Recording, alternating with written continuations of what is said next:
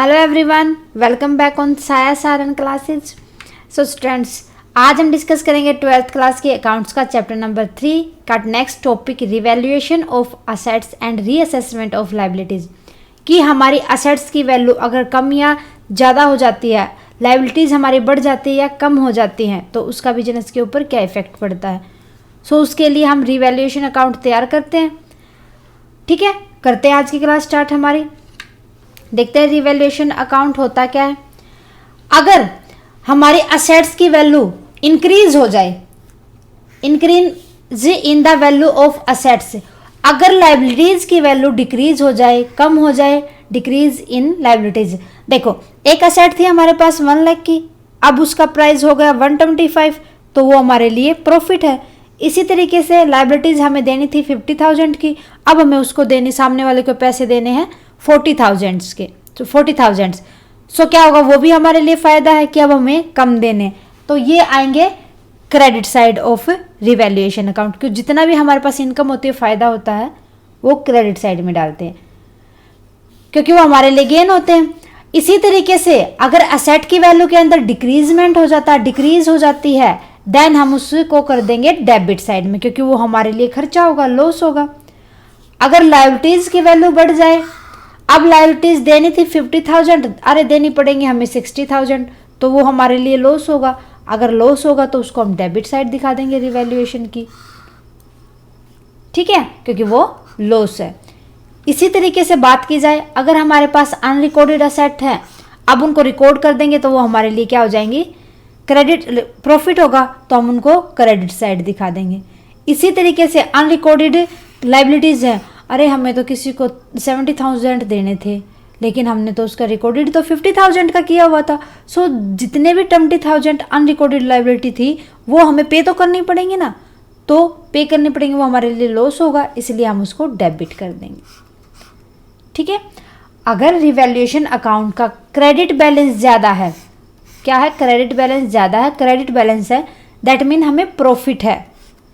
अगर debit balance ज़्यादा है, इसका मतलब लॉस है।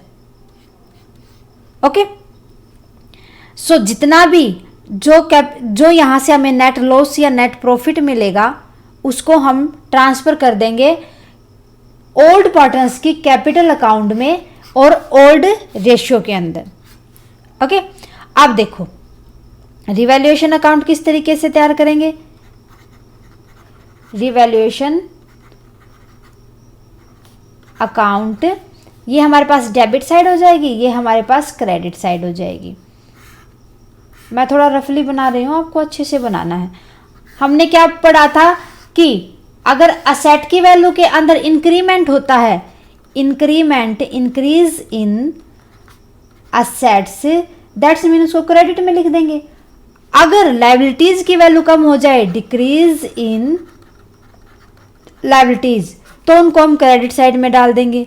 जितनी भी अनरिकॉर्डेड हमारे पास असेट्स थी, उनको भी हम क्रेडिट साइड में डाल देंगे। ओके, सो क्यों डाला हमने इनको, क्योंकि ये सारे के सारे हमारे लिए गेन थे, प्रॉफिट देते थे हमें।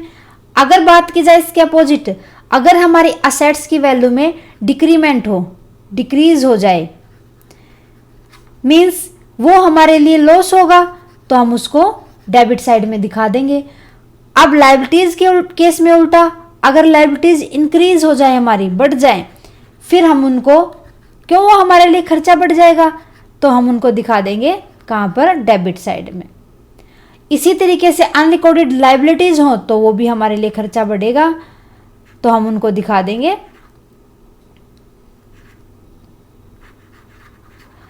डेबिट साइड में। ओके, हो जाएगा ये हमारा। अगर ये साइड ज़्यादा है, दैट्स मीन हमारे पास नेट प्रॉफिट है। अगर हमारे पास ये साइड, डेबिट साइड ज़्यादा, मीन्स हमारे पास लॉसेज है, तो हो जाएगा हमारे पास नेट लॉस। ओके, इस तरीके से हम रिवैल्यूएशन अकाउंट को तैयार करते थे। इनसे रिलेटेड जो सेम हमने अकाउंट तैयार किया है, इनकी जर्नल एंट्रीज क्या क्या हो जाएंगी। देखो, अगर किसी असेट की वैल्यू इंक्रीज हो जाती है, थी 1 लाख की, अब इंक्रीमेंट होके वो हो गई 25 लाख 1,25,000 25,000 से बड़ी है, तो हमारे पास asset account debit to revaluation account आ जाएगा। इंक्रीमेंट किस में दिखाते थे? क्रेडिट साइड में।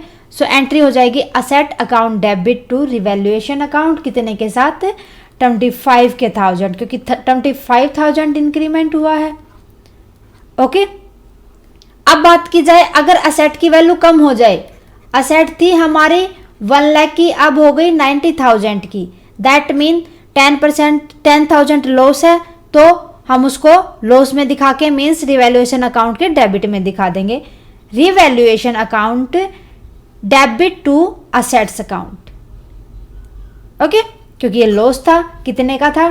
10,000 का, तो 10,000 से दिखा देंगे यहां पर लॉस को। ठीक बात। चलो आगे थर्ड एंट्री देखते हैं। For appropriation in the amount of liabilities. अगर लाइबिलिटीज की अमाउंट क्या हो जाती है? इंक्रीज हो जाती है। किसी को हमने पैसे देने थे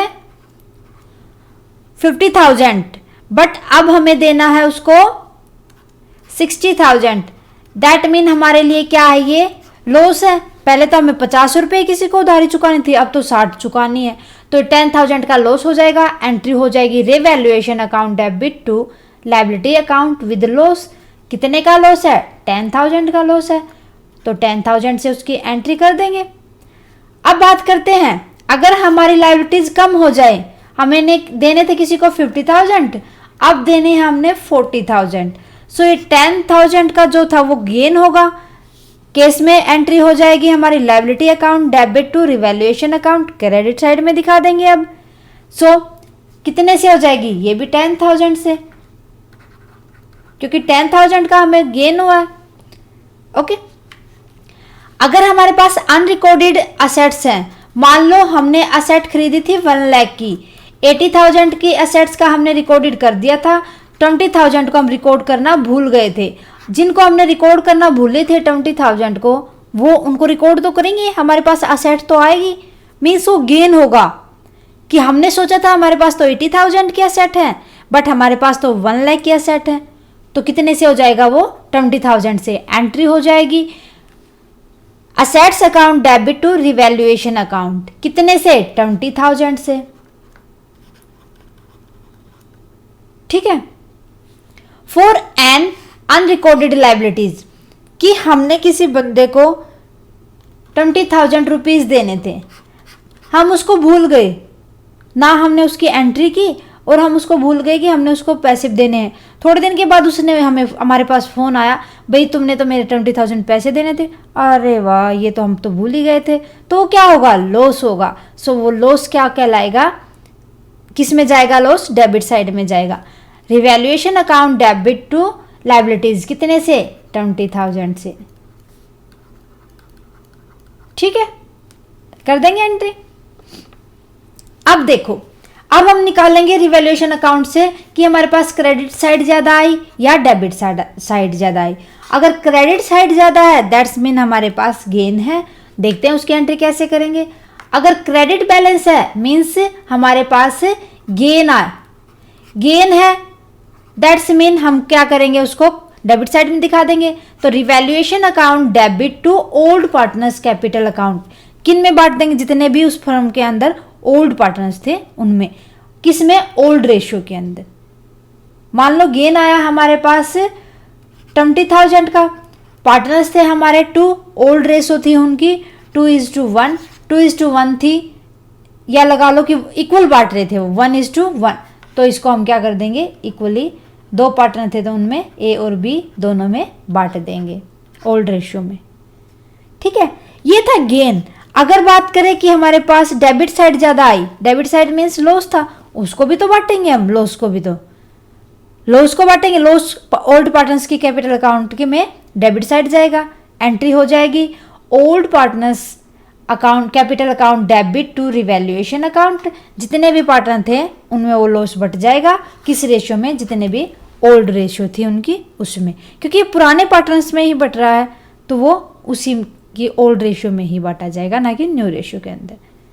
ठीक है, सो ये था हमारा revaluation of assets and assessment of liabilities कि उनकी एंट्री कैसे की जाएगी और रिवैल्यूएशन अकाउंट हम किस तरीके से तैयार करेंगे। स्टूडेंट्स, उम्मीद है कि आपको अच्छे से समझ आया होगा। एक बार और प्रैक्टिस करना, अच्छे से क्लियर हो जाएंगे। स्टूडेंट, इसी उम्मीद के साथ मिलते हैं नेक्स्ट क्लास में नेक्स्ट टॉपिक के साथ। आप हमें कमेंट करके बताएं आपको क्लासेस कैसी लगी और साथ के साथ कमेंट करें अगर आपकी कोई क्वेरी है तो। स्टूडेंट्स, क्लासेस अच्छी लगे तो लाइक करें और चैनल को सब्सक्राइब करना ना भूलें। Students, thank you very much classes को देखने के लिए।